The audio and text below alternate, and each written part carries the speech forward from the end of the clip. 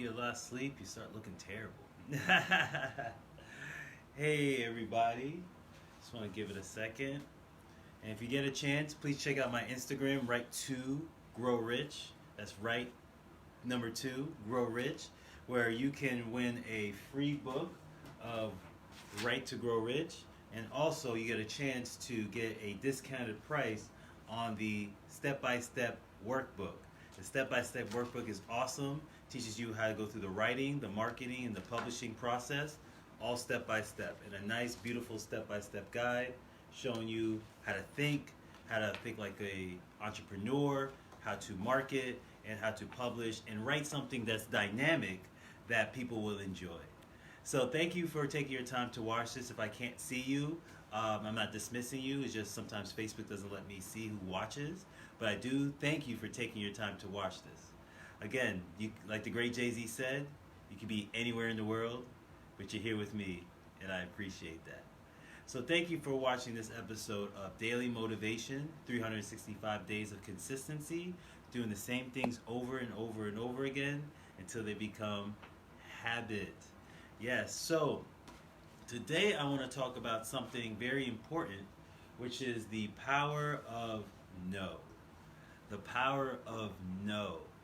I feel sometimes that, it's just a human desire to be liked. You want to be liked. We're social creatures, so we all want to have admiration from other people. So we like to be liked. I think I like to be liked. I think I'm a good guy. I think I'm a good person.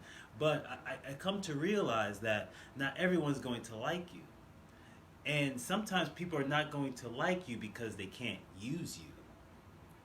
I'll repeat that. Sometimes people just don't like you because they can't use you. They can't get anything from you. So they discard you as just, I don't need that person. But sometimes they are,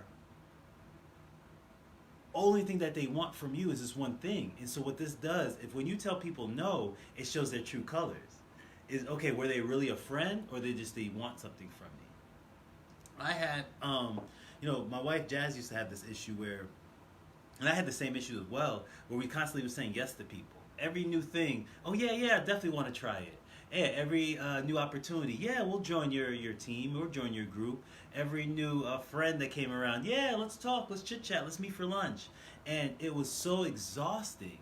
And then we would meet these people, and it just turned out to be really nothing.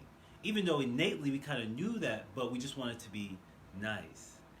But what I've noticed is the more you say no to people, is the more you're saying yes to your dreams. I will say that again. The more you say no to other people, is the more you're saying yes to your dreams. Why? Because you're staying more focused on the objective at hand, and you're not being split. Your energy is not going in 20 different directions just trying to please and help everyone. I remember when I was younger, I used to always pick up my phone. Doesn't matter where I was doing, where I was at, because I felt rude. I felt like it was rude not to pick up your phone right then and there. I felt it was rude not to answer emails right then and there. I thought it was rude not to answer messages right then and there. And so I would, whenever the phone would ring, I would, hello, and or messages, I got to message that person back. Until I realized, Rich, people don't do that for you, though. You message somebody, won't hear back from for 2 days or at all. And so you come to realize that you're doing things that are just draining your energy that has no real get back from it. It has no get back from it. So I was listening to a speaker who said he started a no list. A no list. He started the top of the year of all the things he was going to say no to. And because what that does, it narrows down what the things you'll say yes to. And so you're always focused on the objective at hand. You're always narrow tunnel vision to your focus. Your laser focus, what I call single-minded focus, to one goal, one achievement. And it keeps you laser vision. Hence why people used to ask Kobe, hey, do you want to go out and party on Friday night? He says, no. I gotta wake up at 5 to go practice. Michael Jordan, the same thing. They would say, hey, even when they were asking him to go do the movie Space Jam, he said, listen, I need to practice. And people were saying, hey, he's like, if you want to come see me, you have to come to California. If you don't come to California, you don't see me. Why? Because though he's doing a movie, his focus was on a championship. Many writers. I remember the first time I wrote the East Side book, my very first book that got published, and I'm writing the book, and one of my friends called me on the phone, and he says, "Hey, Rich," and this is before I met Jazz, and this is when I was still what the Haitians Creole call a vagabond.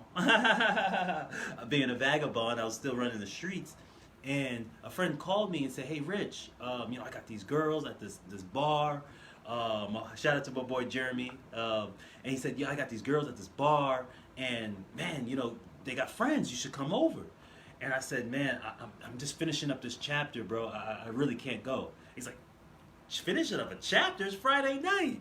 Man, you better come out here." I said, "Man, I really wish I could, brother, but I really can't." "Hey, Patrice. Hey, Dan. How's it going?" I said, "Man, I would love to go hang out with you, but I just can't." And he said, "You know what, Rich, you're lame." And they hung up the phone on me. And I remember that because it touched me. It hurt me. I was like, "I'm not a lame." Hey, Antoinette. I mean, I'm not a lame. I feel like I'm a nice guy.